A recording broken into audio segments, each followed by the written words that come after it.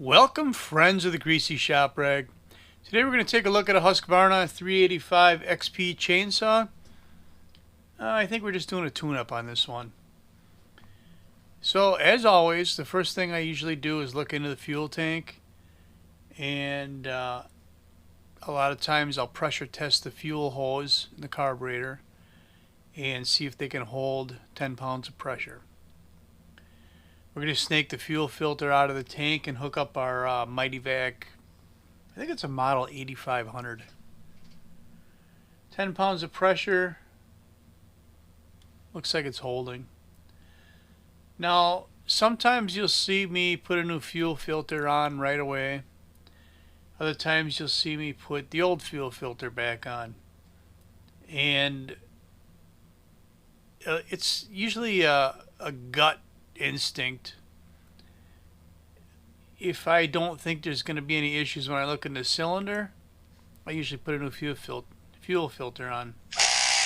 If I have some question about the possibility of moving forward with this repair based on just what I see or what the customer has told me, then I might just come back to that step if it's needed.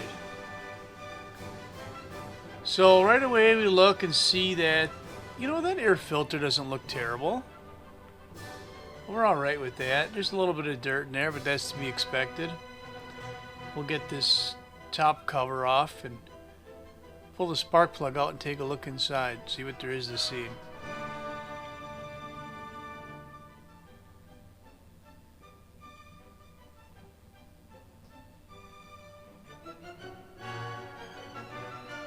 Looks like that spark plug was recently changed. Didn't look too bad. Look inside the cylinder and it's all good. It's a good sign. It's a big saw, not a cheap saw. So the fact that we're going to be putting this back together is bonus. But I want to fire it up once just to see see what the complaint might, if it matches up with what I'm seeing. Before I do that, there's some basic checks I want to go through. Make sure the cylinder's down tight.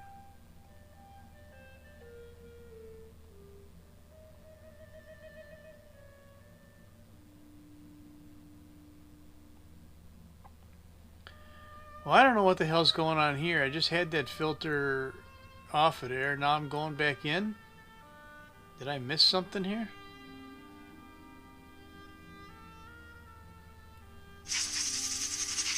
What the hell?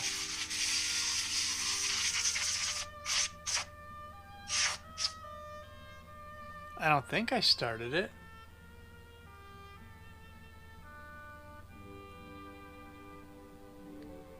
Now what am I doing? I don't even know. Looks like I'm going to pull the carburetor off. Huh.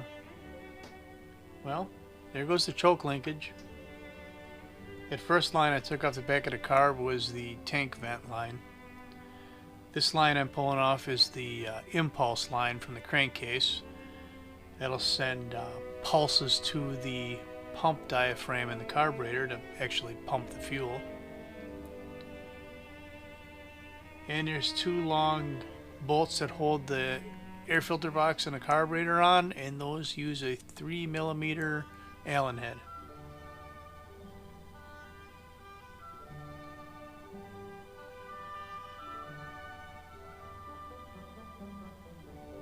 There's a little rubber strap underneath the back of the carb, under the air box, and that kind of supports it.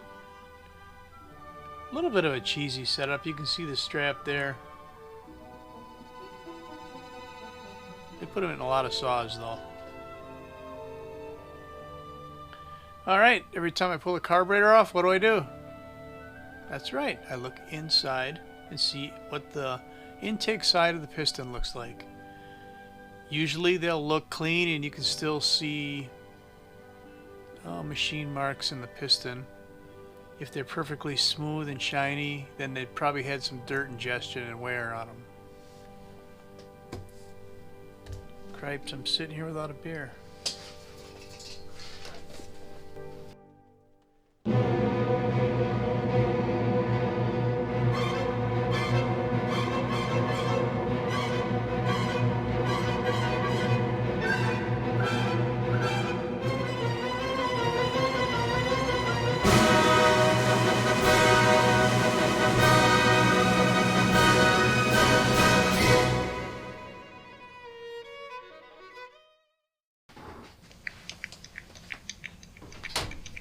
Ooh, I got here just in time for the exciting moment of the carb rebuild. The stiff metering diaphragm. The thing ran. It didn't respond terrible. We're going to just put a kit in here. No fancy cleaning or deep cleaning or ultrasonic cleaner, none of that. Everything in here is just old and stiff, and once we replace it, we should be fine.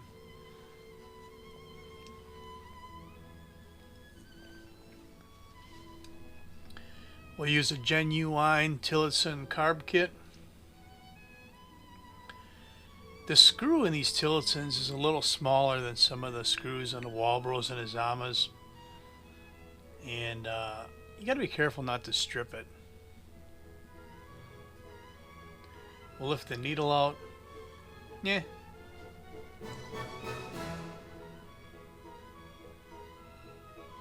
And then things are going back together with the new parts in the kit.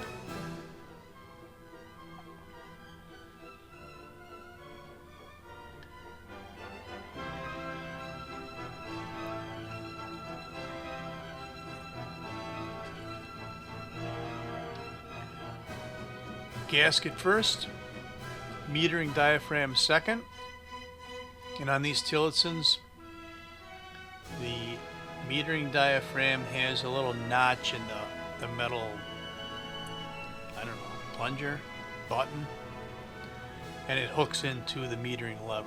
So you want to make sure you got it hooked in there, not sitting on top of the metering lever, or your saw is going to be flooded all the time.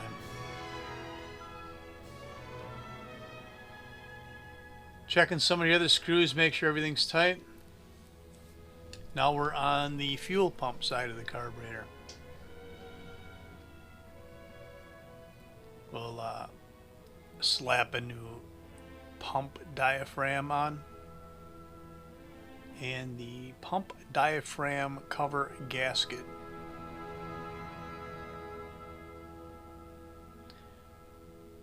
Again, that brass fitting on top, right where my thumb is, that's where the impulse line comes into the carburetor, and it acts on the cover side of the pump to move that diaphragm up and down and pump fuel.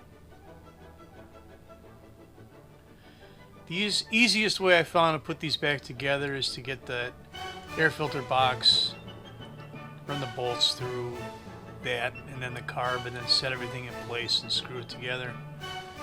We got our throttle cable attached, and our pulse line is now attached. Grabbing the pliers, and we're going to slide the fuel line from the tank onto there. Choke linkage goes together. Can only go one way. Snap that into place. Little function check, make sure it's working the way it should. And then we'll push our tank vent line onto the air filter holder. So that looks like the carb's all assembled. Now we're going to backtrack a little bit and put a new fuel filter in here.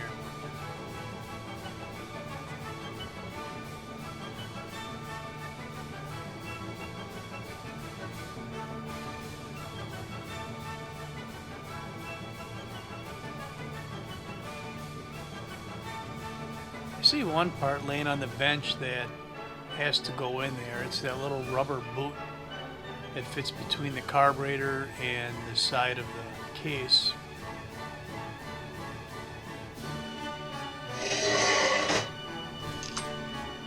We'll fire this thing up and give it a try and see what it does.